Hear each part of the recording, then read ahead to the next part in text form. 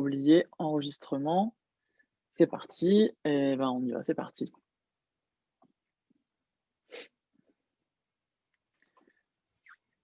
Bonjour à tous.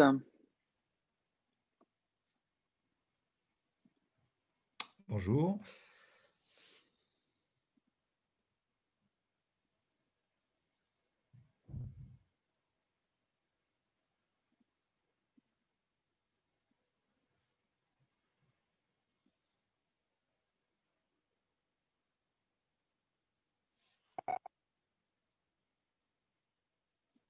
Alors, on va attendre encore 2 petites minutes pour les peut-être quelques retardataires et après on commencera cette conférence.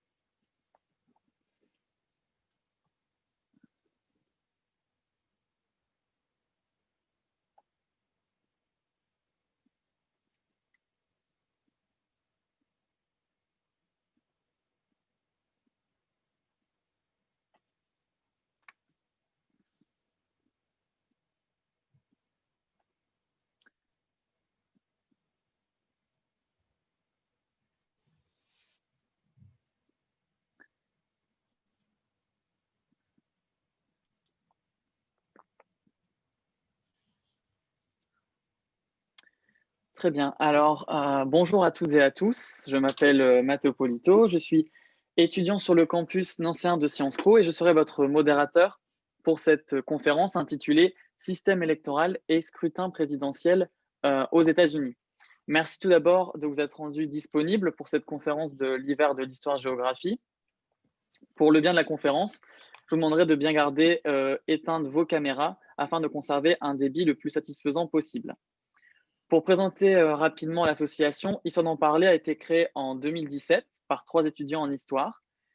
Son but est de vulgariser l'histoire-géographie et de la rendre accessible au plus grand nombre. Pour cela, l'association s'appuie sur 2 biais que sont les ateliers dans le milieu scolaire et les événements grand public auxquels participent des professeurs et de jeunes chercheurs. À l'heure actuelle, l'association est composée d'une trentaine de bénévoles et reste ouverte à tous les passionnés d'histoire-géographie. Notre devise est l'histoire-géographie par tous et pour tous. Et depuis le début de la crise sanitaire, nous pourrions rajouter partout grâce aux nouvelles technologies que nous utilisons notamment aujourd'hui. En lui-même, l'hiver de l'histoire-géographie se définit comme une série de conférences sur des thèmes donc d'histoire et de géographie, sur différentes périodes, différents thèmes et différents sujets. Ce soir, nous avons l'honneur d'accueillir Monsieur Jean El Gamal, professeur d'histoire contemporaine de l'Université de Lorraine. Vous êtes un spécialiste de l'histoire politique, culturelle et intellectuelle de la France. Vous êtes notamment membre du Centre de recherche universitaire Lorrain d'Histoire, après l'avoir dirigé. Vous êtes l'auteur de nombreux ouvrages et nous pouvons notamment citer Le Grand Est, force et culture politique avec Jérôme Pozzi aux éditions des Presses universitaires de Nancy ou Culture, médias, pouvoir, États-Unis et Europe occidentale de 1945 à 1991 aux éditions Ellipse. L'objet de cette conférence nous emmène d'ailleurs outre-Atlantique puisque nous allons avoir l'opportunité de comprendre de mieux comprendre le système électoral si particulier des États-Unis d'Amérique, puis de découvrir ou redécouvrir un certain nombre de scrutins présidentiels ayant marqué l'histoire et la société. À la fin de l'exposé, vous aurez la possibilité de poser des questions à notre intervenant.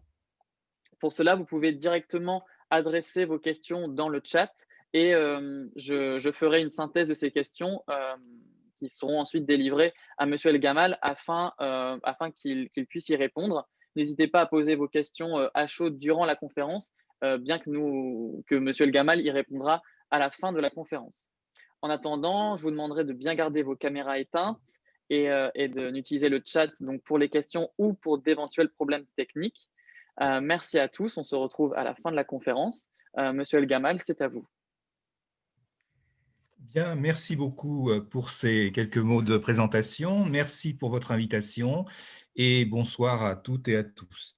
Donc, je vais vous parler effectivement du système électoral et des élections présidentielles aux États-Unis. C'est un sujet évidemment qui est présenté 2 jours avant l'entrée en fonction de Joe Biden et de Kamala Harris. Et donc cet exposé s'inscrit à certains égards dans une actualité mouvementée, hein, marquée par le refus du président sortant d'accepter sa défaite, et ce depuis les premiers jours du mois de novembre, et d'autre part d'assister à l'investiture de son successeur, ce qui est sans précédent dans l'histoire des États-Unis, semble-t-il, dit-on depuis 150 ans. Alors, plus généralement, cet exposé relève d'une réflexion globale ou plus globale sur le système électoral et l'histoire des élections présidentielles aux États-Unis. Et donc, ce sujet se situe en quelque sorte au carrefour entre l'histoire et là où les sciences politiques. La bibliographie est évidemment considérable et dans mes cours de licence sur l'histoire politique des États-Unis, j'ai l'occasion, lorsque j'aborde tel ou tel scrutin, de citer de nombreux titres. Alors pour aujourd'hui, bien sûr, il s'agit d'une conférence qui relève effectivement d'un registre pédagogique, entre guillemets, au sens large du terme. Et donc, j'ai utilisé particulièrement 2 livres pour cette conférence.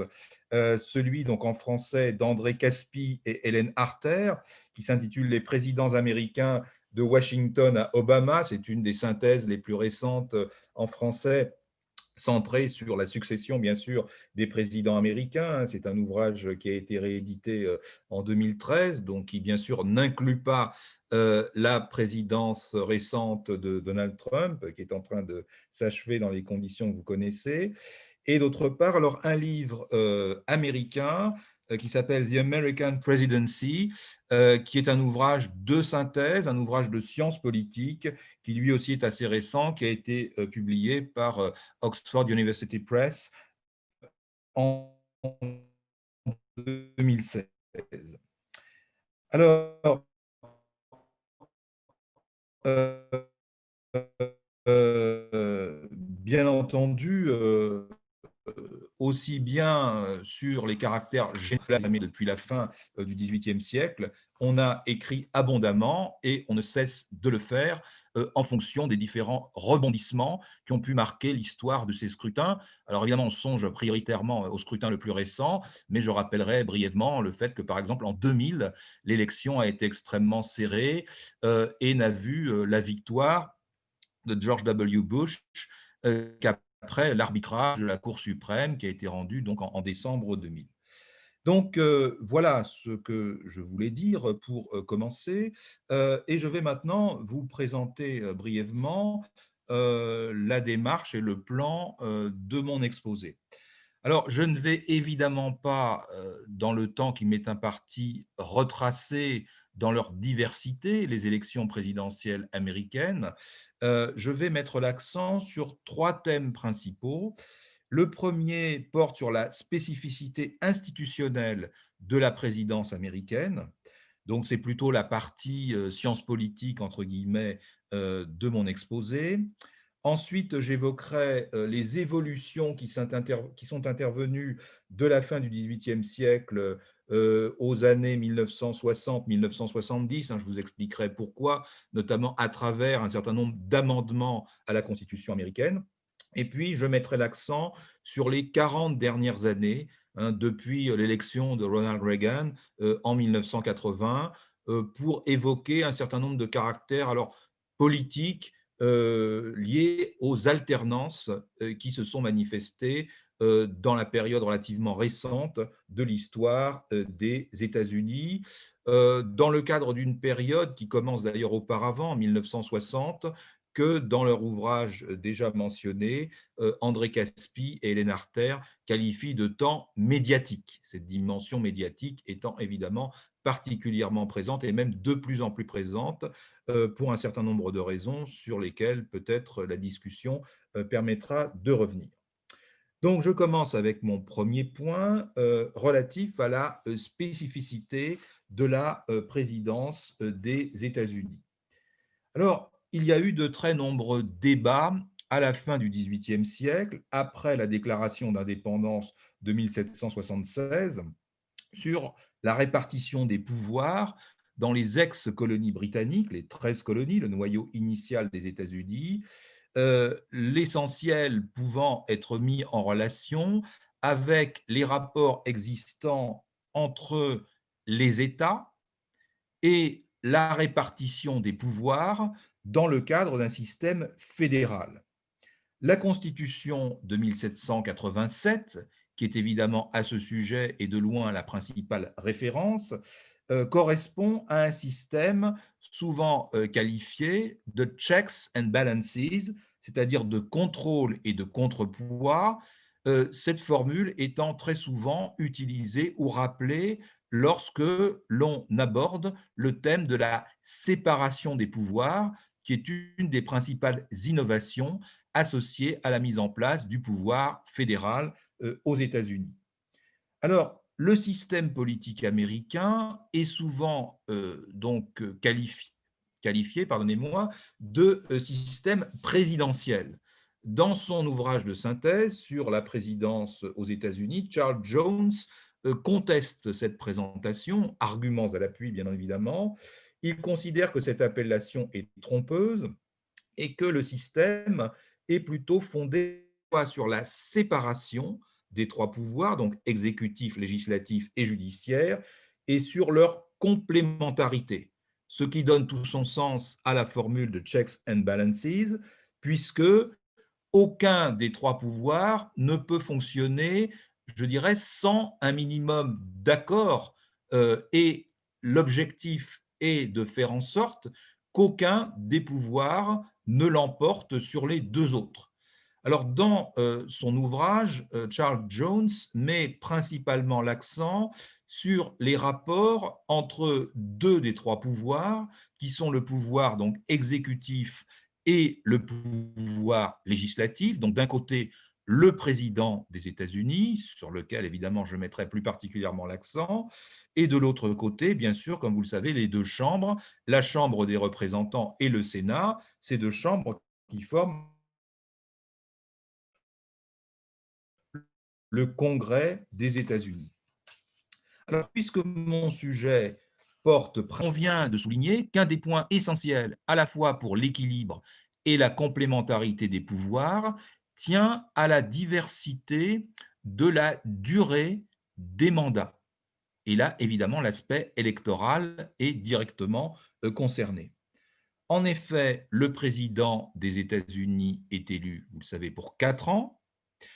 La Chambre des représentants, qui est la seule qui repose sur un critère proportionnel par rapport à la population, hein, je n'entre pas dans les détails, est élu pour sa part pour 2 ans, puisque les élections à la Chambre des représentants ont lieu, certes, en même temps que l'élection du président des États-Unis, mais ont lieu également à l'occasion de ce qu'on appelle les élections de mid-term, ou en français de mi-mandat, autrement dit, tous les 2 ans. Donc le renouvellement de la Chambre se situe dans un espace temporel limité de 2 ans.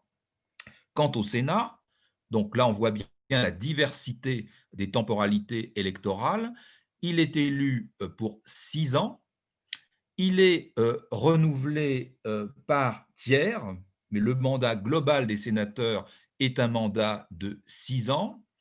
Et les sénateurs, et c'est un des points, là encore, essentiels du système électoral, ne sont pas élus sur une base de proportionnalité par rapport à la population des États, mais de manière à ce que chacun des États ait la même représentation, autrement dit, 2 sénateurs par État.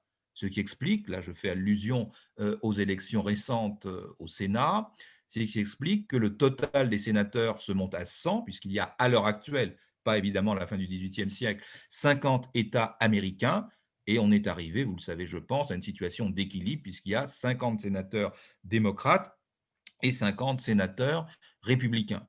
Vous le savez peut-être également, constitutionnellement, c'est le vice-président, et ça sera la vice-présidente en l'occurrence, qui dispose d'une voix prépondérante en cas, assez rare il est vrai, d'égalité absolue entre les deux composantes politiques du Sénat. Alors je parle de démocrates et de républicains, c'est une appellation qui apparaît évidemment de façon plus nette nettement plus tard, au milieu du 19e siècle. J'aurai sans doute l'occasion d'y revenir. Donc, durée, vous le voyez, diverse des mandats. Et le point sur lequel je mettrai le plus l'accent, c'est ce mode d'élection du président des États-Unis qui, évidemment, peut étonner et conserve une forte spécificité qui peut alimenter des remarques ou des critiques, puisque le président des États-Unis, dès l'origine, est élu en dernière instance par un collège électoral. C'est ce qu'on appelle les grands électeurs, le système donc des grands électeurs qui est toujours en vigueur. Alors, le système des grands électeurs repose sur le fait que le nombre par État des 10 grands électeurs, donc qui constitue le collège électoral qui désigne le président des États-Unis, euh, correspond au nombre, je dis bien au nombre, des représentants plus des sénateurs pour chaque État. Donc il y a les 2 sénateurs et il y a en plus le nombre variable selon la taille et la population, sur la population des États, des représentants. Voilà, donc j'essaie d'être le plus clair possible. Ce n'est pas forcément toujours évident dans le détail, surtout lorsqu'on voit comment le système s'est mis en place, puisque lors de la première élection présidentielle, qui se fait d'ailleurs à l'unanimité, en 1789, qui est l'élection de George Washington, eh bien, à ce moment-là, la question de ce qu'on appelle le vote populaire n'est pas du tout présente dans les mêmes termes qu'à l'heure actuelle. Et on verra d'ailleurs que l'évolution de ces termes correspond à un certain nombre d'étapes historiques que je retracerai dans la deuxième partie. Mais ce qu'il faut noter, c'est que, à la fois compte tenu de la durée du mandat présidentiel, qui a donné lieu d'ailleurs à bien des discussions initiales lors du processus d'élaboration de la Constitution des États-Unis, certains penchant pour un mandat plus court, d'autres pour un mandat plus long, l'idée aussi étant qu'il ne fallait surtout pas que le président soit l'équivalent d'une sorte de monarque, même si cette conception monarchique peut être identifiée à travers effectivement un certain nombre de prises de position, mais qui sont des prises de position minoritaires de la part de ce qu'on appelle parfois les pères fondateurs des États-Unis, eh bien, l'idée, effectivement, pour autant, n'est pas que le président soit directement élu par un suffrage populaire, même relativement restreint.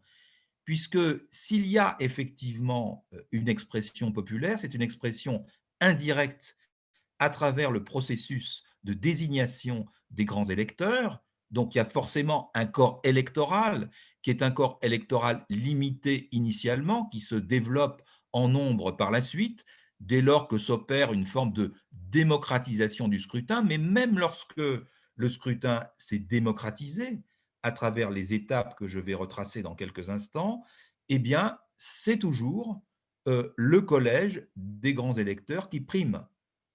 Il représente une certaine forme d'expression d'un corps électoral plus large, mais c'est un filtre en quelque sorte qui effectivement aboutit parfois à des élections serrées, mais ça n'est pas toujours le cas. On l'a vu dans le cas de Washington, qui fait l'objet d'une forme d'unanimité lorsqu'il devient le premier président des États-Unis.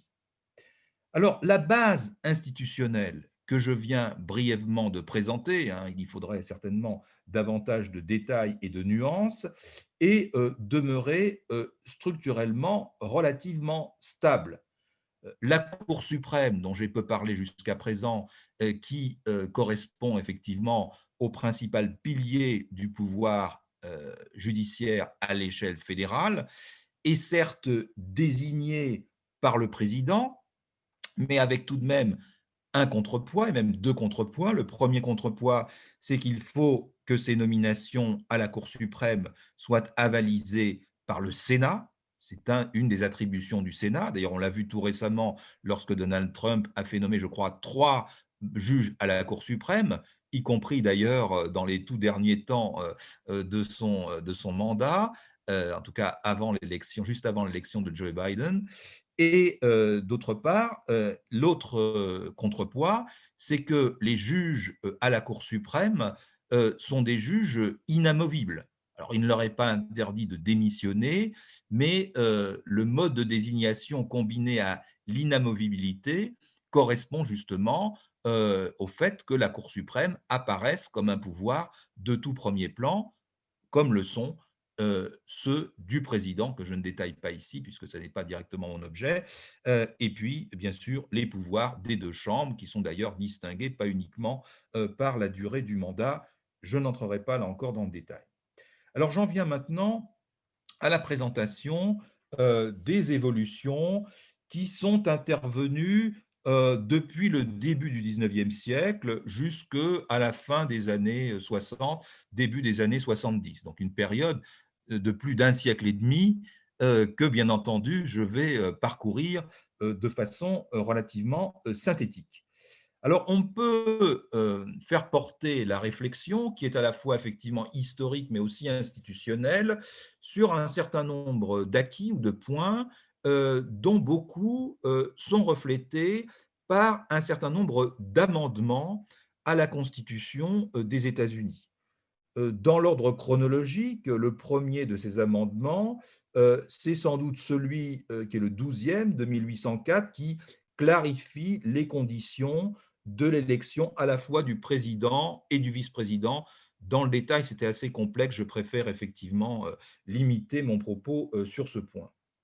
Le deuxième point que l'on peut situer dans les années 1820, voit la fin de ce qu'on appelle en anglais le Congressional Caucus, c'est-à-dire un processus qui permettait de sélectionner parmi les candidats, si une majorité absolue ne s'était pas dégagée, celui qui devenait le président des États-Unis. Cela conférait, si vous voulez, de fait aux parlementaires la possibilité effectivement d'effectuer un choix parmi plusieurs candidats en cas, sinon de blocage, parce qu'on peut vraiment parler de blocage, mais en tout cas en cas de pluralité dans l'expression des votes et d'absence, disons, de candidature qui s'imposait à travers effectivement le vote des grands électeurs.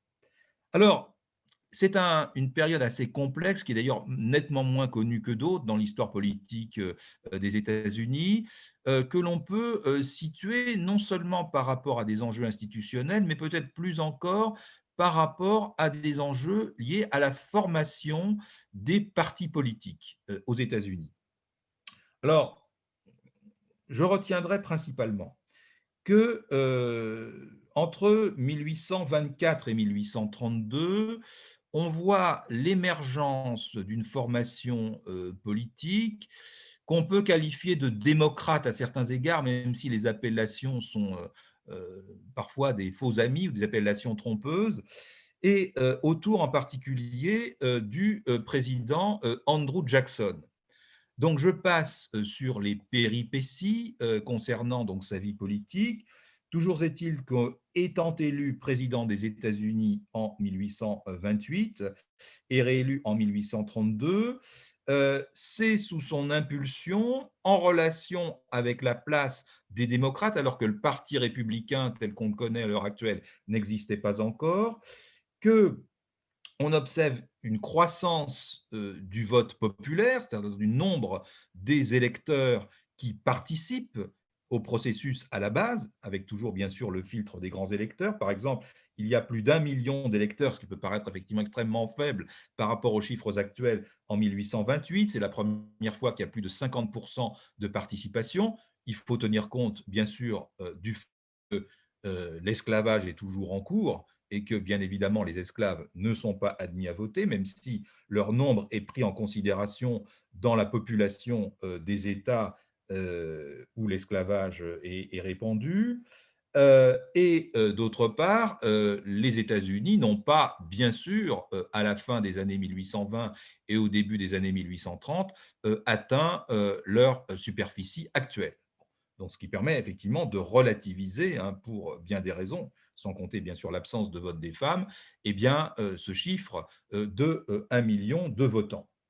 Ce qui retient l'attention durant cette période, c'est aussi que commence à apparaître le processus, dans le cadre du Parti démocrate jacksonien, si vous voulez, de la convention. pour effectivement désigner les candidats à l'investiture d'une formation politique. Donc, c'est à ne pas confondre avec le processus des primaires, qui est postérieur, qui est plus récent, mais en tout cas, l'idée de la convention liée au thème de la mobilisation en relation avec des élections présidentielles commence à apparaître à ce moment-là de façon relativement nette.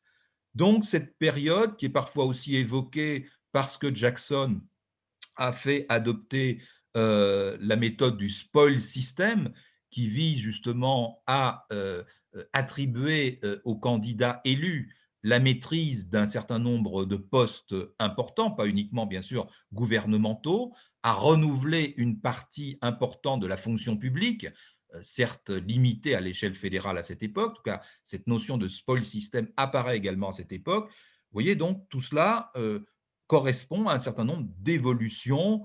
Le terme de démocratisation est sans doute quelque peu hâtif pour qualifier ces évolutions, mais en tout cas, on a en germe un certain nombre d'évolutions. Par ailleurs, pendant les années 30 et durant les décennies qui suivent, vous savez que la question de l'esclavage occupe une place croissante dans l'histoire à la fois politique, sociale et économique des États-Unis. Et pendant la guerre de sécession, donc entre 1861 et 1865, et dans les années qui suivent, d'autres évolutions apparaissent par rapport à la notion de citoyenneté aux États-Unis. Alors, ces évolutions, bien entendu, sont à mettre en relation avec l'abolition de l'esclavage. Vous savez sans doute que le président républicain élu en 1860, le Parti républicain était à ce moment-là de création récente, puisque le Parti républicain, qui globalement est un parti anti-esclavagiste, a été créé en 1854. Son candidat en 1860, c'est Abraham Lincoln, bien entendu, qui est élu donc cette année-là, et son élection suscite un très vif mécontentement de la part d'une grande partie des démocrates, en particulier dans les États du Sud, et est à l'origine de la sécession qui s'opère progressivement en 1861. Alors, je n'entrerai pas dans le détail, on pourra y revenir si vous le souhaitez à travers les questions. Je n'entrerai pas donc dans le détail de cette question globale de l'esclavage, qui est évidemment fondamentale. Simplement, ce qu'on peut souligner, c'est que l'amendement de la Constitution qui date de 1865 abolit l'esclavage. Donc, c'est le 13e amendement, si je ne me trompe. Et ensuite, il y a deux amendements qui sont votés concernant également cette question de l'esclavage, dont le 15e amendement qui prévoit l'égalité de vote pour tous les citoyens.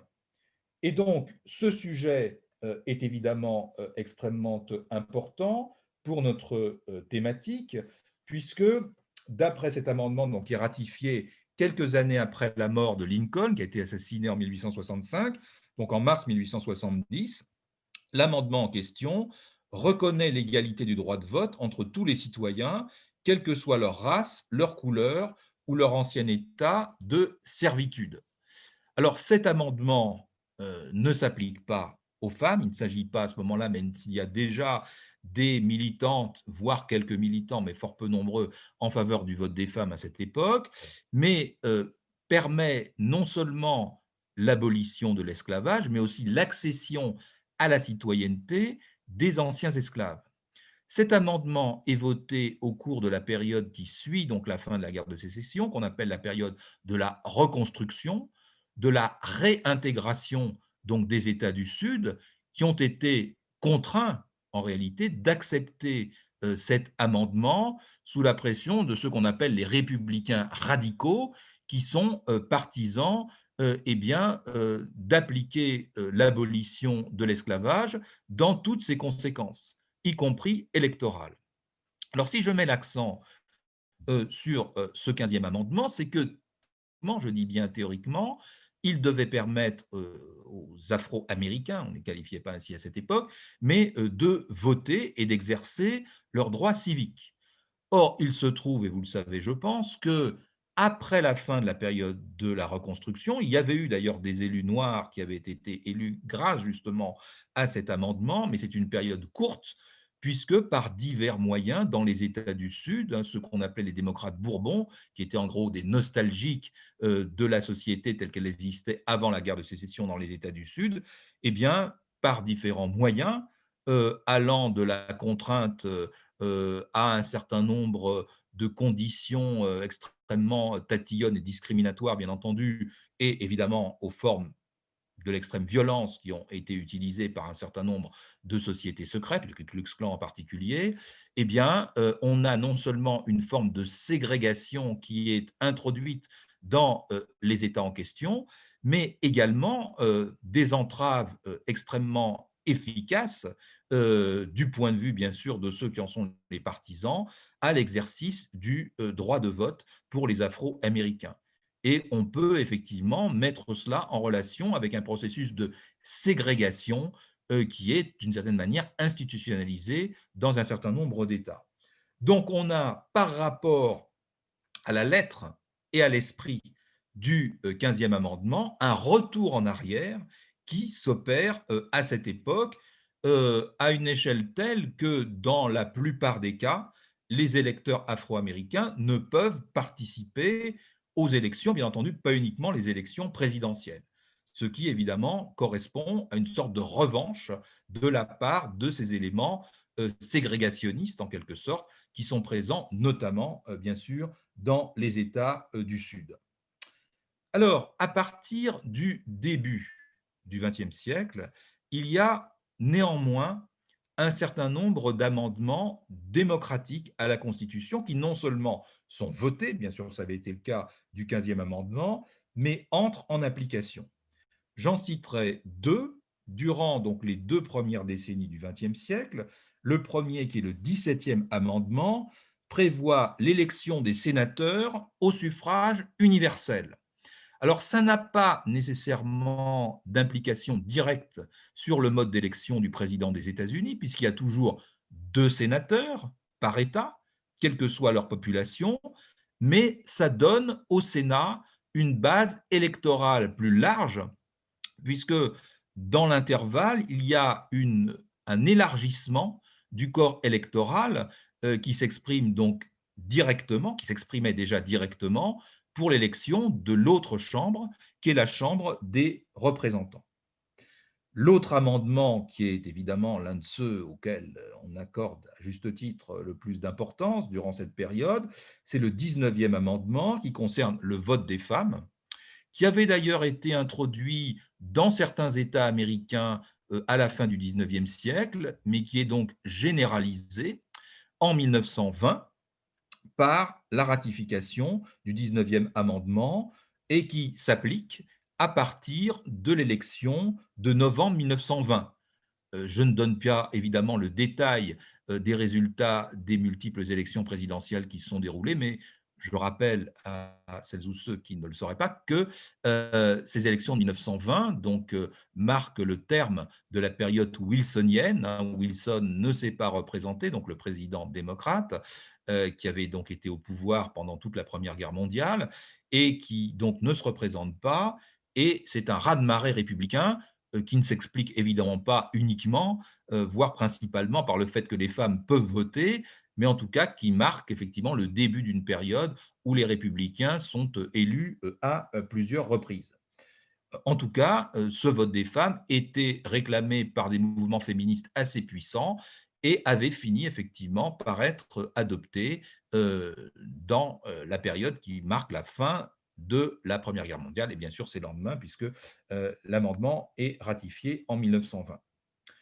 Chronologiquement, donc la dernière période que je vais aborder au titre des changements est nettement postérieure, puisqu'elle se situe dans les années qui vont de 1951 à 1971. Donc une période de 20 ans qui est marquée, entre autres, par plusieurs amendements également qui reflètent un certain nombre d'évolutions. Alors le premier de ces amendements, celui qui a été ratifié en 1951, qui est le 22e amendement, officialise le fait que les présidents des États-Unis ne peuvent plus accomplir plus de 2 mandats consécutifs. En fait, l'exemple venait de loin, puisque vous le savez peut-être, George Washington n'avait effectué que 2 mandats, n'avait pas voulu en effectuer davantage. Mais il y a eu par la suite une exception célèbre, qui est celle bien sûr de Franklin Roosevelt, qui est le seul président des États-Unis qui a été élu à 4 reprises. Après la guerre, on considère que c'était effectivement une situation qui ne doit plus se reproduire et donc il y a cette institutionnalisation du fait qu'un président ne peut plus accomplir plus de 2 mandats. Les amendements suivants relèvent, pour ce qui est de notre sujet, de la définition du corps électoral. Vous savez que dans les années 50 et les années 60, il y a eu un fort regain des luttes en faveur des droits civiques, en faveur de ce qui subsistait de ségrégation, notamment dans les États du Sud. Et un certain nombre de réformes sont introduites, dont celle qui conduit au vote du 24e amendement, qui se situe, je crois, en 1964, qui prévoit, et vous voyez, plusieurs décennies après le 15e amendement de 1870, que les États ne pourront limiter le droit de vote pour les élections fédérales par des conditions, notamment des conditions fiscales, car c'était un des derniers ressorts utilisés pour réduire les possibilités d'inscription des Afro-Américains sur les listes électorales que de leur imposer des conditions fiscales, si vous voulez, qui n'étaient pas évidemment en harmonie, c'est le moins qu'on puisse dire, avec eh bien, la croissance du corps électoral et sa démocratisation. Donc, il y avait eu effectivement le renoncement bien antérieur à des conditions, je dirais, économiques, sociales et fiscales pour les électeurs qui n'étaient pas justement afro-américains. Il y avait eu également l'introduction du vote des femmes. Là, c'est un moyen important, même si c'est dans un contexte très compliqué sur le plan social. Vous savez qu'il y a de très fortes luttes, non seulement en faveur des droits civiques, mais à l'intérieur même de l'ensemble des militants favorables aux droits physiques, aux droits civiques, pardonnez-moi, avec par exemple les Black Panthers, hein, qui évidemment ne se situent pas principalement par rapport à cette question de la participation aux élections présidentielles. Donc la période est extrêmement mouvementée, mais en tout cas c'est sous le président Johnson que, entre autres, eh bien, cet amendement est voté. Enfin, le dernier point, qui pourra vous paraître plus paradoxal, mais qui en réalité ne l'est pas vraiment, compte tenu de ce qui se passe également dans d'autres pays sur ce plan, c'est l'abaissement de la majorité, y compris bien sûr la majorité électorale, puisque c'est en 1971 que le 26e amendement est adopté. Bien sûr, il ne concerne pas exclusivement l'élection présidentielle, qui établit l'âge de la majorité à 18 ans. Donc, je pense avoir passé en revue la plupart des amendements à la Constitution américaine qui ont des implications, entre autres, sur les élections présidentielles, même si, bien entendu, ça n'est pas que l'aspect juridique et institutionnel qui importe. Il y a toute une série, effectivement, de luttes politiques, de luttes sociales qui, effectivement, contribuent à expliquer la succession de ces amendements. Et en tout cas, la question de la démocratisation demeure importante, reste un point peut-être plus thématique, qui est plus complexe à exposer. C'est par là que je terminerai le deuxième volet de ma présentation, qui est la question des élections primaires. Alors, ces élections primaires, elles peuvent être évoquées à travers un certain nombre d'initiatives qui remontent en Floride, par exemple, et dans d'autres États au tout début du XXe siècle. Mais dans son livre sur la présidence américaine, Charles Jones souligne que les primaires, si vous voulez, ne correspondent pas à un processus aussi linéaire que celui qui, d'après ce que j'ai dit, peut paraître être à l'œuvre, cette idée justement d'une démocratisation. Les primaires, en fait, n'ont pas été, disons, présentes de façon croissante au fil des décennies. Donc, j'essaie de simplifier. La question, effectivement, est très présente dans les années qui précèdent 1914, même si ce n'est pas une question considérée comme absolument prioritaire dans l'histoire des États-Unis, parce que donc, des initiatives ont été prises dans un certain nombre d'États, mais les primaires connaissent un certain nombre de limites.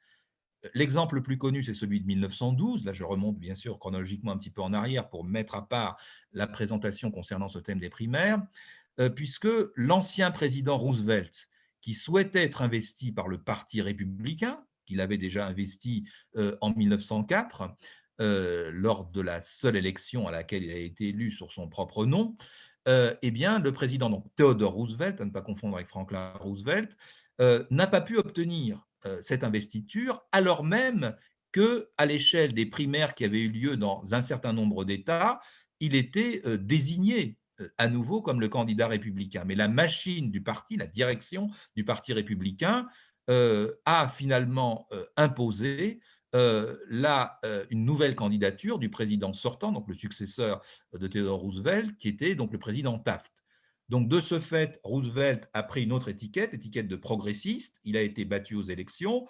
Mais vous voyez que les primaires ne sont pas déterminantes à travers cet exemple des élections de 1912. Dans son livre, Charles Jones montre que dans la période de ce qu'on appelle en Europe l'entre-deux-guerres, eh bien, les primaires occupent une place moins importante. Vous voyez, ce n'est pas un processus absolument linéaire. En revanche, la question des primaires revient au premier plan durant la période de l'après-Seconde Guerre mondiale, notamment à partir de 1952, donc de l'élection d'Eisenhower, hein, donc le président républicain, qui avait d'ailleurs également été sollicité par les démocrates pour porter leurs couleurs. Et donc, à ce moment-là, les primaires, effectivement, prennent une place plus importante. Et du côté des démocrates, elles sont surtout décisives. Et on le voit, bien entendu, à travers les élections successives, mais c'est vrai aussi pour les républicains, après les primaires particulièrement mouvementées de 1968, hein, dès lors, effectivement, la logique d'une désignation par les sympathisants et les militants de chacun des deux grands partis, elle est effectivement opératoire, principalement à partir des années 1970. Voilà, donc je ne vous ai pas fait une présentation complète, bien sûr, des différents scrutins présidentiels, hein, je n'en ai pas le temps. Et en revanche, pour respecter le temps de parole qui a été donc annoncé, je vais passer maintenant à mon troisième volet qui va me permettre d'attirer davantage que je ne l'ai fait jusqu'à présent l'attention sur effectivement l'analyse des différents scrutins qui se sont déroulés depuis 1980. Alors pourquoi le choix de cette période d'environ 40 ans? Parce qu'il permet d'aborder un certain nombre de dimensions, si vous voulez, contemporaines eh bien, de ces scrutins présidentiels aux États-Unis. Alors, tout d'abord, il y a la question du rapport de force, entre guillemets, à l'échelle présidentielle entre les démocrates et les républicains. Vous savez peut-être que globalement, il y a eu plus de présidents républicains que de présidents démocrates dans l'histoire des États-Unis. Il faut bien sûr prendre comme point de référence le milieu du 19e siècle, notamment l'élection de 1856, puisque le Parti républicain a été constitué en tant que tel, comme je vous l'ai dit, en 1854.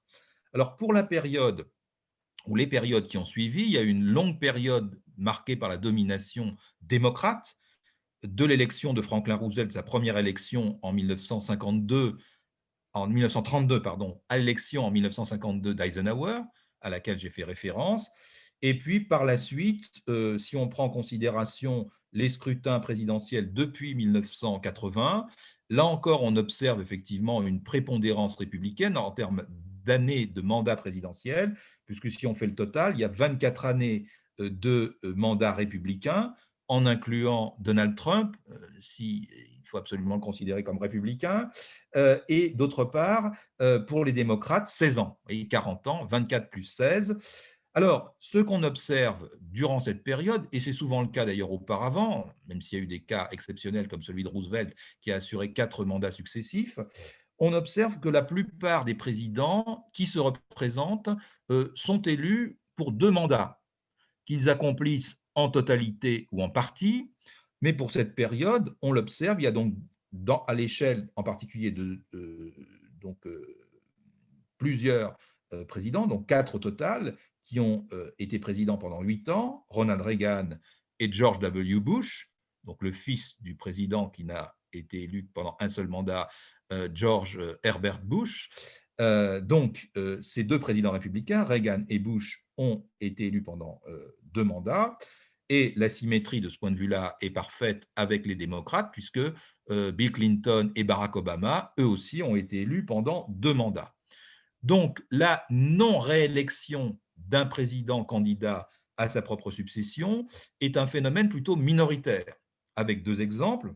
L'un pour les républicains, avec George Herbert Bush, donc le successeur de Ronald Reagan, battu par Bill Clinton en 1992, et Donald Trump, battu bien sûr par Joe Biden en 2020. Premier élément, donc le rapport à l'échelle de la présidence entre les républicains et les démocrates. Je précise tout de suite que on peut avoir des cas de figure extrêmement divers lorsqu'on examine les rapports entre la présence à la tête du pouvoir fédéral d'un président démocrate ou républicain et puis la composition des deux chambres. Là, ce n'est pas mon sujet aujourd'hui, mais il y aurait beaucoup à dire à ce propos, puisqu'on peut très bien avoir un président démocrate avec une majorité républicaine dans l'une ou l'autre, voire dans les deux chambres, et inversement. Donc là, je me borne à évoquer les rapports entre les mandats présidentiels. Deuxième point, il y a un certain nombre de facteurs qui jouent un rôle croissant durant cette période de 40 ans. Tout d'abord, la question de la mobilisation en relation avec les élections. C'est un critère extrêmement important en relation non seulement avec les inscriptions sur les listes électorales, mais avec les méthodes utilisées pour mobiliser les électeurs, c'est-à-dire à les appeler à peser de façon aussi décisive que possible sur le résultat des scrutins. Et à ce propos, on peut souligner que les républicains d'abord et les démocrates ensuite ont pu se montrer extrêmement efficaces. Dans le cas de Reagan, avec en particulier la mobilisation, y compris en termes de communication, des réseaux de ce qu'on appelle la moral majority, la majorité religieuse, qu'on peut considérer comme particulièrement fervente, pour son soutien aux candidats républicains. Le phénomène a commencé à se cristalliser à la fin des années 70. Je n'ai pas le temps d'entrer dans le détail. Cette question de la mobilisation a aussi été très importante en 2004 pour la réélection de George W. Bush, qui avait été victorieux, mais uniquement d'après un vote de la Cour suprême en 2000 et qui obtient donc une majorité plus nette grâce justement à la mobilisation d'un certain nombre de ces réseaux conservateurs et en particulier conservateurs religieux. Et puis, il y a également la mobilisation qui est en relation avec les médias, les moyens de communication.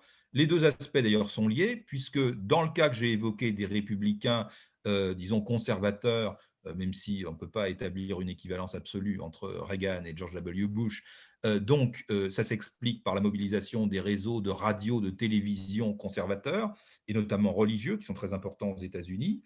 Et puis, il y a avec l'évolution des médias, la diversification des médias, il y a aussi la mobilisation qui est le fait non seulement de la presse, de la radio, de la télévision, mais également des réseaux sociaux, et en particulier à partir de la campagne aux primaires, puis de la campagne présidentielle de Barack Obama en 2008, avec justement le recours aux réseaux sociaux, avec la mobilisation du plus grand nombre possible de sympathisants, donc d'où le rôle très important de la communication politique, mais ça ne concerne évidemment pas uniquement Barack Obama, et on l'a vu aussi depuis les scrutins qui se sont déroulés, y compris le scrutin de 2016, qui a vu donc la victoire de Donald Trump. Autre élément important, la question est une question assez complexe d'une certaine forme de dissymétrie entre les républicains et les démocrates, qui contribue d'ailleurs en partie à expliquer le fait qu'il y ait davantage d'années de mandats républicains que de mandats démocrates à l'échelle de la présidence des États-Unis.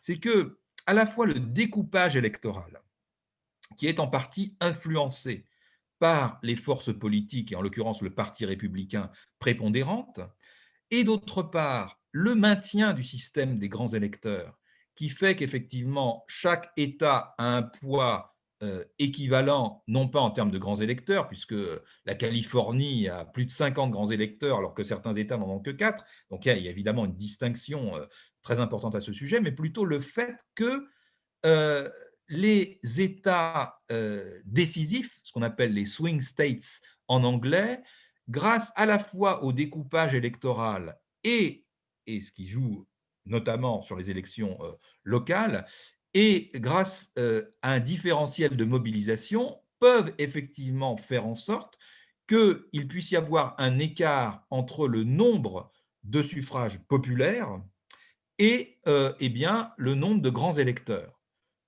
Très clairement, je pense que vous voyez où je veux en venir, lorsque Donald Trump est élu donc président des États-Unis en 2016, il a près de 2 millions de voix de moins au suffrage populaire que la candidate démocrate Hillary Clinton, et malgré cela, il a une nette avance en termes de grands électeurs. Alors, ça n'est pas parce qu'il y a 2 sénateurs, quelle que soit la population, c'est parce que la combinaison, si vous voulez, de la composition du, euh, du corps électoral, en particulier la composition des grands électeurs, et puis des différences de mobilisation, le fait que Donald Trump, mais il n'a pas été le seul à le faire, ait fait peser son effort particulièrement sur les États décisifs, qui permettent de faire basculer les grands électeurs, eh bien, tout cela, effectivement, avantage de façon très nette les républicains. Alors, ça n'a pas empêché, bien sûr, les victoires de Bill Clinton et de Barack Obama, mais néanmoins, c'est un point qui est souvent évoqué par un certain nombre d'observateurs critiques qui estiment qu'il faudrait faire évoluer le système électoral des États-Unis, les grands électeurs pouvant apparaître dans certains cas comme une sorte de verrou, même si lors du scrutin le plus récent, celui de 2020, Joe Biden a une avance de plusieurs millions de voix sur Donald Trump, et il a une avance également du côté des grands électeurs. Mais dans certains États, ça s'est joué à relativement peu de choses. Vous vous rappelez sans doute un certain nombre d'exemples récents, comme celui de la Géorgie, par exemple. Donc voilà, si vous voulez, toute une série de points qui sont de nature à attirer l'attention concernant toute une série de points, si vous voulez, liés à la fois à des structures et à des modifications dans la façon dont les campagnes sont conduites. On pourrait évidemment, mais il va falloir que je conclue sans trop tarder, on pourrait aussi évoquer d'autres points en relation avec le coût des campagnes, hein, la mobilisation de fonds considérables qui se sont beaucoup accrus depuis les années 2010 en particulier. Je n'ai pas le temps d'entrer dans le détail, mais disons que euh, les candidats s'efforcent de réunir des sommes absolument considérables. D'ailleurs, en 2016, moins le cas de Donald Trump que celui d'Hillary Clinton, mais quelles que soient les étiquettes, la question effectivement du caractère massif du coût des campagnes électorales est une question extrêmement importante, puisqu'il y a non seulement ce que j'évoquais à l'échelle de la mobilisation, mais le coût, par exemple, des spots publicitaires et politiques à la fois qui sont utilisés aux États-Unis, comme vous le savez. Tout cela est très important. Alors, avant de conclure, je voudrais terminer en évoquant aussi, puisque j'ai à plusieurs reprises mentionné donc les 2 grands partis. Il y a bien sûr des candidats qui ne relèvent pas des 2 grands partis.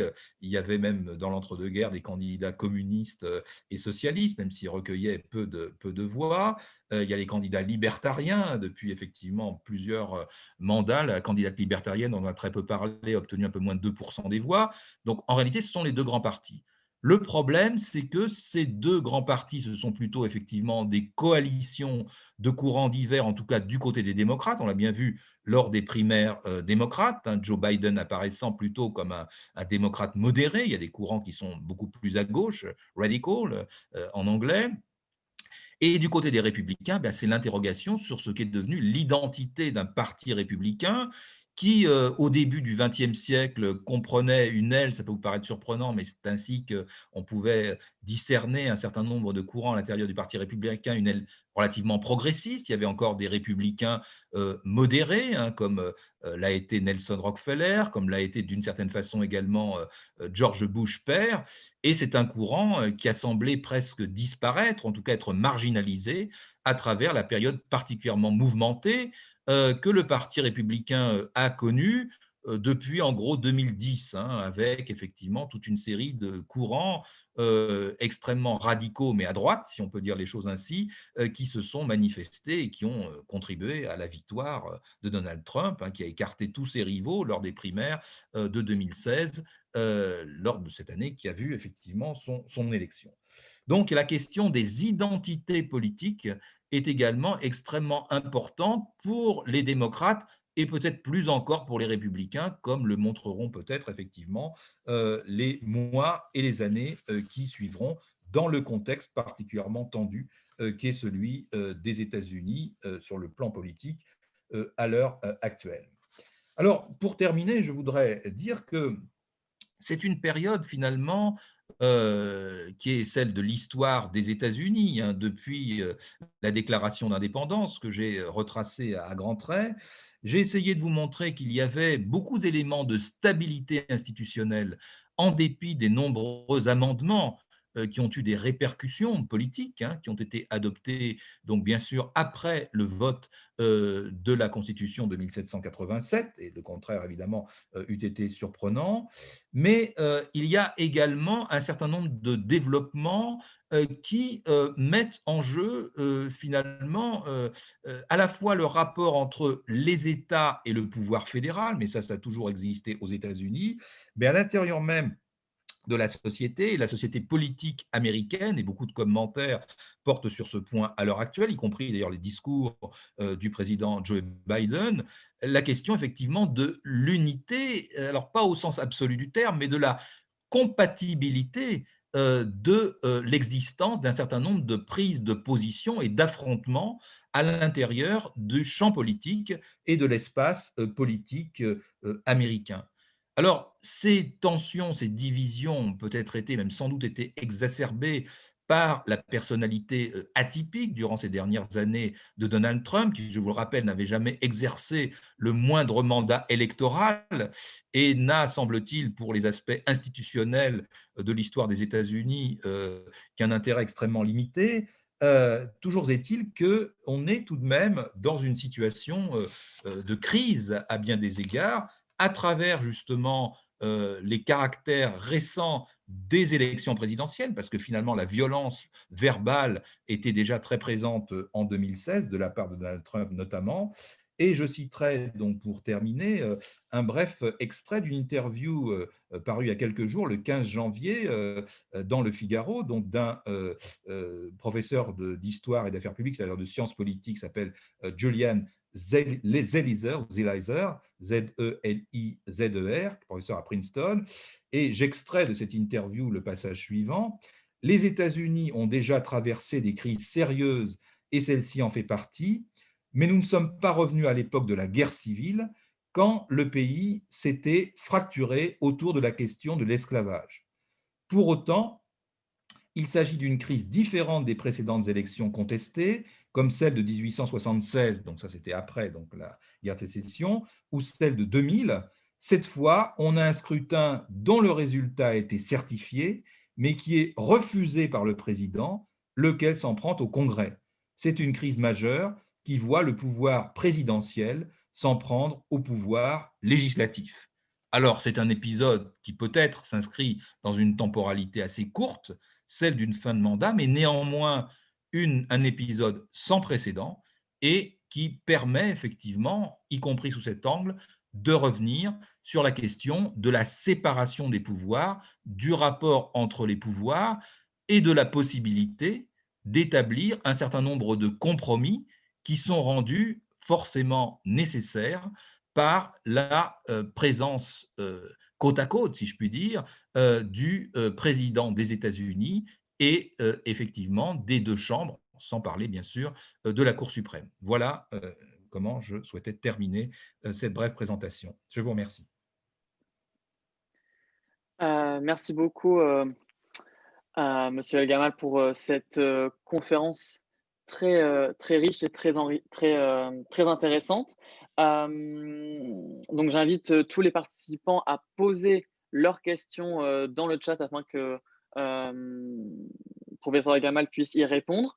Je vous ai également partagé un questionnaire, alors un questionnaire de satisfaction, un questionnaire de retour d'expérience pour tous les participants afin que nous puissions continuer à nous améliorer durant nos prochaines conférences. Donc surtout, je vous invite vraiment à, à répondre à ce questionnaire afin que nous puissions continuer à nous améliorer. Donc, en attendant les premières questions dans le chat, moi j'ai une petite question, surtout sur la fin de de votre propos. Vous avez parlé donc des swing states et quand même d'une certaine forme de favorisation des petits États ou en tout cas des États moins peuplés, notamment dans la représentation au Sénat. Euh, Ça pose la question d'une égalité de traitement et d'une égalité du vote, enfin devant le traitement du vote et du suffrage de chacun des citoyens. Est-ce que c'est quelque chose qui a été déjà remis en cause aux États-Unis ou est-ce que l'opinion publique euh, considère normal encore ce système des grands électeurs avec entre guillemets, un suffrage populaire qui, des fois, n'est pas forcément respecté? Est-ce que, par exemple, en 2016, après l'élection, euh, la, la, la défaite d'Hillary Clinton qui avait des voix d'avance sur Trump, est-ce que ça a été remis en cause ou est-ce que les démocrates ont dit ce sont les règles que nous avons posées et voilà, on les respecte? Alors, c'est très complexe parce que, effectivement, un certain nombre de démocrates ont été révulsés à la fois par la manière dont Donald Trump avait conduit sa campagne, parce qu'il a quand même s'est comporté de façon extrêmement injurieuse à l'égard d'Hillary Clinton, et puis par ailleurs, ils ont été effectivement amenés à constater, c'était très clair, ce décalage entre le vote populaire, près de 3 millions de voix en faveur d'Hillary Clinton, de différence, et puis la question des grands électeurs. Le problème, c'est que ça fait partie intégrante, si vous voulez, du système politique américain.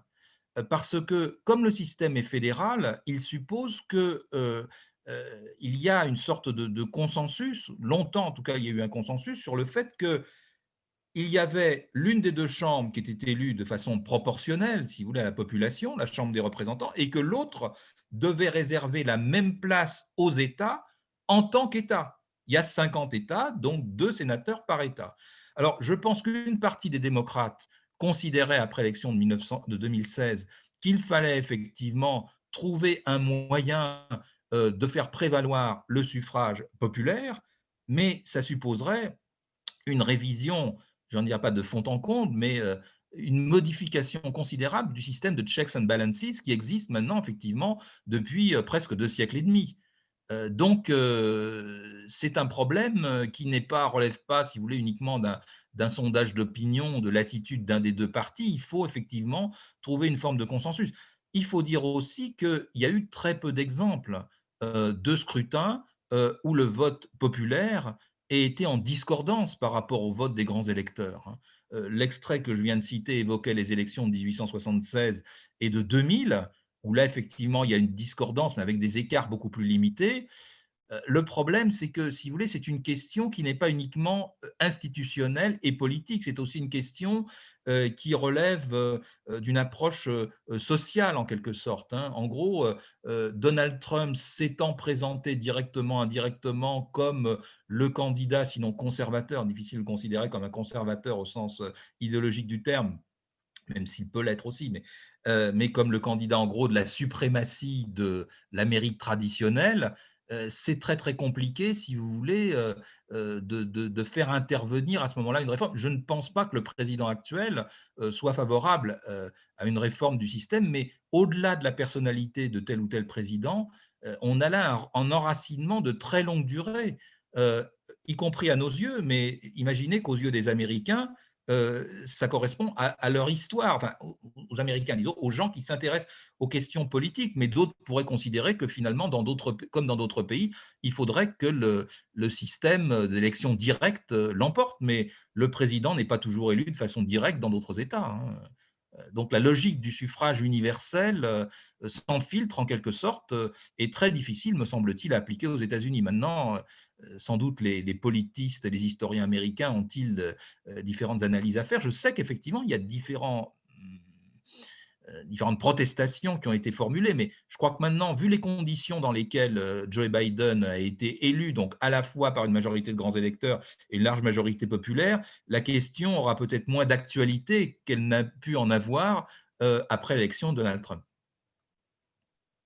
Merci beaucoup. Alors, on m'indique dans le chat, alors que Pierre Tousneau, donc membre de l'association, a une question.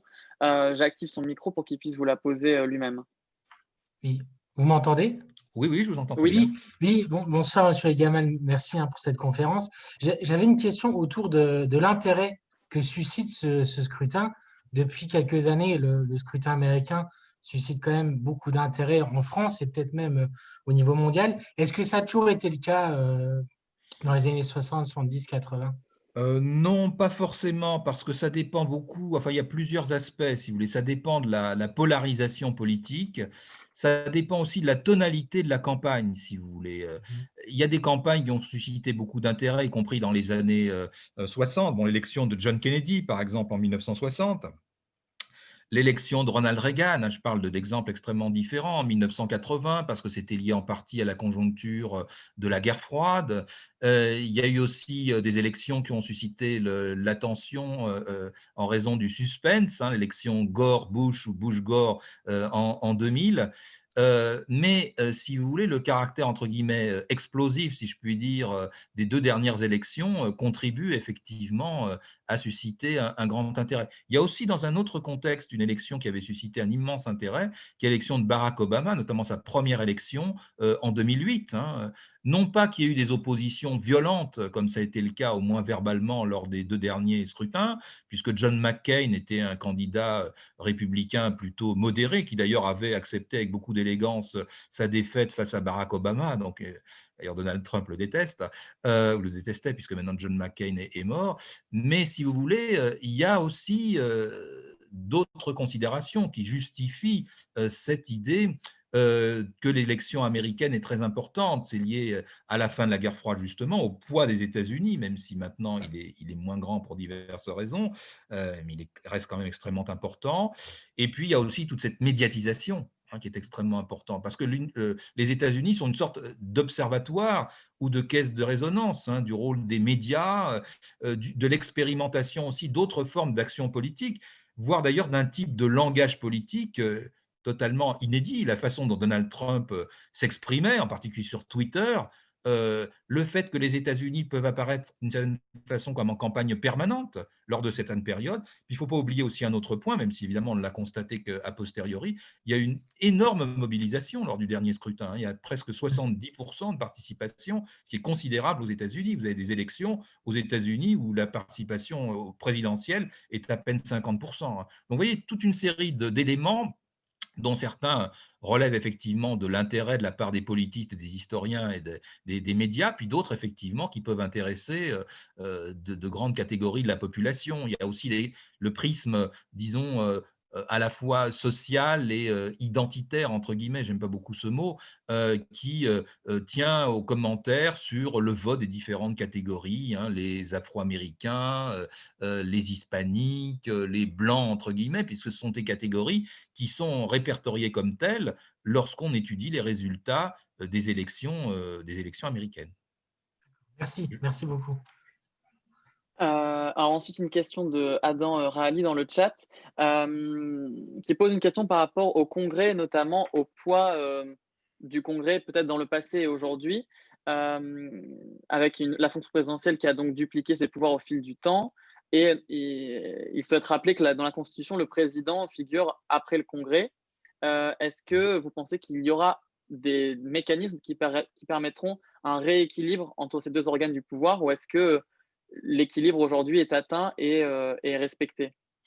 Alors, cette observation est très juste, effectivement. Le Congrès est présenté en premier lieu. Hein, et d'ailleurs, Charles Jones indique que le terme même de président n'est pas. Voilà, c'est le chef du pouvoir exécutif, mais initialement, et puis bon, c'est très difficile de comparer George Washington et puis un certain nombre de présidents récents, notamment le dernier. Alors, parler de rééquilibrage, c'est un petit peu difficile parce qu'en fait, il y a différents cas de figure, si vous voulez. On peut avoir effectivement, et c'est ce que disent les commentateurs à l'heure actuelle, mais moi, je serais un peu plus prudent. Un cas de figure qui, a priori, ne pose aucun problème, lorsqu'un président est démocrate ou d'ailleurs républicain, et puis que les deux chambres ont la même étiquette politique. Donc là, à ce moment-là, la coopération entre un président et des chambres du même bord peut paraître très facile. Maintenant, dans l'histoire, il y a eu des périodes où ce n'était pas absolument évident, hein. Eisenhower n'était pas mécontent qu'une des deux chambres ne soit pas républicaine. Ça dépend aussi de la politique suivie par le président et de la façon dont le Congrès dégage un certain nombre de majorités qui peuvent paraître, selon évidemment les présidents, en gros trop à droite ou trop à gauche, hein, pour simplifier. Donc il peut y avoir les divisions au sein du Congrès ne sont pas exclusivement liées à des étiquettes politiques, puisque, en fait, et les républicains et les démocrates, mais surtout les démocrates à l'heure actuelle, constituent une forme de nébuleuse politique avec des courants très différents. Chez les démocrates, vous avez des courants très modérés. Il y a une époque d'ailleurs où les démocrates du Sud, même si maintenant les démocrates sont surclassés par les républicains dans beaucoup d'États du Sud, mais où les démocrates du Sud apparaissaient comme extrêmement conservateurs, hein, jusqu'à une période récente. Et même Roosevelt a eu quelques problèmes à la fin de son deuxième mandat avec justement ces démocrates traditionnels. Bon, alors, est-ce qu'on peut parler d'équilibrage? Sur un point, je répondrai, parce qu'évidemment, on pourrait en parler très très longtemps, en disant que Joe Biden offre un grand avantage, il y en a d'autres évidemment que vous pouvez l'imaginer, par rapport à son prédécesseur, c'est que lui-même est un sénateur très expérimenté, hein, ça a été un des plus jeunes sénateurs, je crois, dans l'histoire des États-Unis, et que par conséquent, il lui est plus facile, puisqu'il a l'expérience du Sénat, une très longue expérience, d'établir un dialogue avec des sénateurs, donc non seulement de sa propre mouvance, mais des sénateurs républicains. Et d'ailleurs, vous avez sans doute remarqué que dans les discours qu'il a tenu avant d'entrer en fonction, et il les répétera certainement ses propos par la suite, il vise effectivement à établir un climat de confiance, y compris avec une partie de l'opposition. C'est là l'un des principaux enjeux dans un pays qui est extrêmement divisé, hein, à la suite des deux dernières élections présidentielles. Alors, est-ce que ça suffira? On ne peut pas le dire, mais c'est vrai que l'existence de bonnes relations entre un président qui a le sens du contact, si vous voulez, le sens de la négociation, est indispensable à la fois par rapport au système lui-même tel qu'il existe et en fonction également de la conjoncture politique qui est marquée par effectivement de très fortes polarisations. Et le rôle du président des États-Unis, enfin en tout cas son rôle traditionnel, c'est d'essayer, non pas d'obtenir une unanimité, ce qui est impossible, en tout cas d'élargir le simple cadre de la majorité qu'il a obtenue à travers l'élection elle-même. Merci beaucoup. Alors, n'hésitez pas à poser vos dernières questions. On va notamment prendre une question de XQZGT8. Je lui permets de réactiver son micro pour qu'il puisse vous poser la question directement. Oui, bonsoir. Donc, en fait, c'est Jérôme. Oui. Le prénom n'apparaît pas. Bref. Donc, ma question que j'avais posée dans le chat, c'était de savoir si vous pouviez nous dire si la différence criante, à mon sentiment, donc la différence criante de traitement dans les médias français qui est faite entre un président républicain et un président démocrate, savoir si c'est spécifique à la France, à l'Europe, ou voilà, ou c'est plutôt général.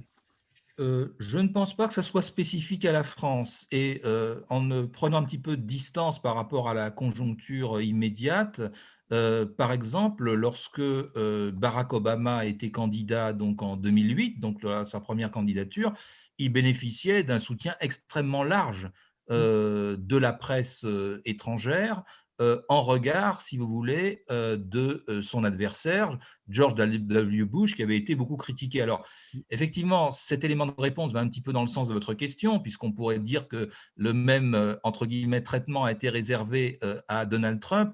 Mais si vous voulez, ce n'est pas, à mon avis, uniquement une question d'étiquette. C'est vrai que dans l'ensemble, sur la longue durée, les présidents démocrates sont plus appréciés à l'étranger que les présidents républicains, hein. Même beaucoup de présidents républicains de différentes orientations ont été critiqués. Ça a été le cas de Ronald Reagan, ça a été le cas, bien sûr, de George W. Bush, même de George Herbert Bush. Donc, il y a une sorte de, peut-être, c'est peut-être ce que vous vouliez dire à travers votre question, de préjugés favorables aux démocrates. Mais ce que je voudrais dire aussi, c'est que la perception, si vous voulez, de ce que représentent les démocrates aux États-Unis ne repose pas uniquement sur l'idée d'un clivage droite-gauche.